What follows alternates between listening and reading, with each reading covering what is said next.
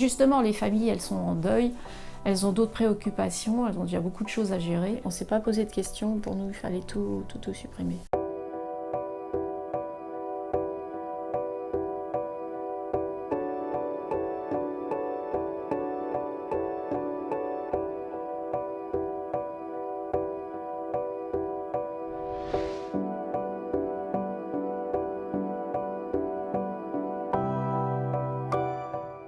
Nous, dans notre service, on fait un vrai effort de rechercher l'ensemble des données d'une personne suite à son décès. Parce que quand on commençait à accompagner les familles, elles nous donnaient un compte Facebook, un compte Instagram, mais ça s'arrêtait là. Et nous, on savait pertinemment qu'on crée tout un tas de comptes au fil de notre vie. D'ailleurs, il y a une étude qui montre qu'on a en Français en moyenne plus de 300 comptes sur Internet.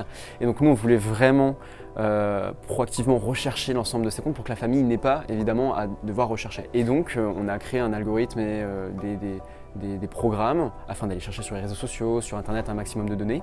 Et en fonction des comptes qu'on trouve ou pas, la famille peut soit décider de conserver le compte, de le supprimer, de le transformer en compte de commémoration. Et ensuite, on réalise toutes les démarches à sa place. Dans certains cas, c'est un mail à envoyer. Dans d'autres cas, c'est un coup de fil à passer pour Apple, par exemple.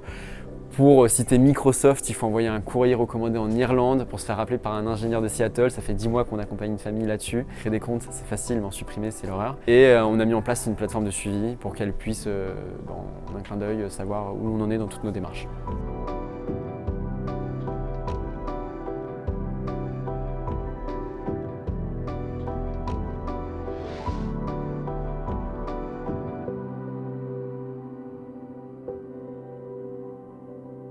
J'ai connu cette société par l'intermédiaire des Pompes Funèbres de France qui nous ont proposé le service quand on a fait les démarches pour la cérémonie.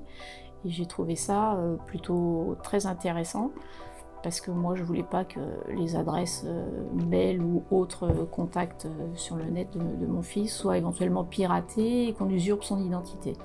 On ne s'est pas posé de questions, pour nous il fallait tout supprimer.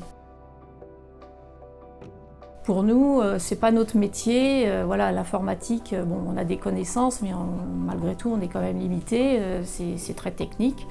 Et le fait que quelqu'un se charge de tout effacer, de tout nettoyer, pour moi, j'étais rassurée aussi.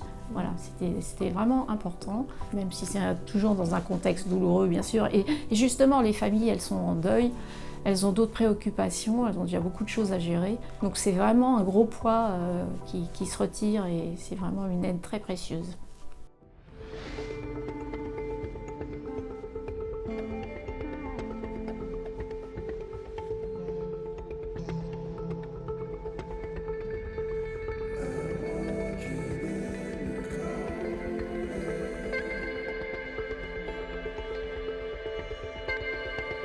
C'est un atout d'être jeune pour porter ce projet parce que on connaît très bien le problème, on est en tant que jeune super utilisateur et hyper connecté. Il y a beaucoup de gens qui nous ont dit mais qu'est-ce que vous faites finalement, enfin, genre, vous êtes 4 jeunes, vous entrepreniez dans la mort, c'est pas...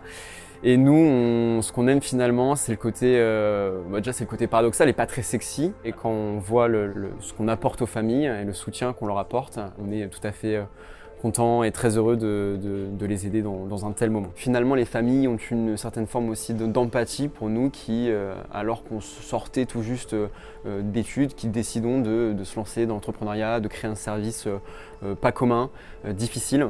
Et puis finalement, on est totalement séparé de cette image peut-être des grandes pompes funèbres ou des conseillers funéraires qui font ça un peu à la chaîne et qui ont tout à fait cette notion de business, d'industrialisation, alors que nous, on n'est pas du tout dans ce genre de démarche, on accompagne personnellement chacune de nos familles. Alors au début, ça fait très bizarre.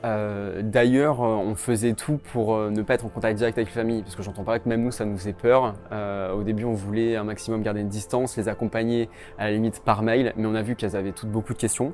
Et donc à un moment, on a dit que si on voulait faire quelque chose de qualité, il fallait les contacter. Et je me souviens encore de ce premier appel téléphonique qu'on avait fait, où on avait une voix toute tremblante et finalement on était plus gêné que la personne elle-même qui recevait son coup de fil. Mais enfin, on a continué parce qu'on a vu que c'était nécessaire. Et puis on a commencé évidemment à professionnaliser le discours et puis surtout aussi à savoir comment échanger avec une personne endeuillée, parce que évidemment c'est pas anodin.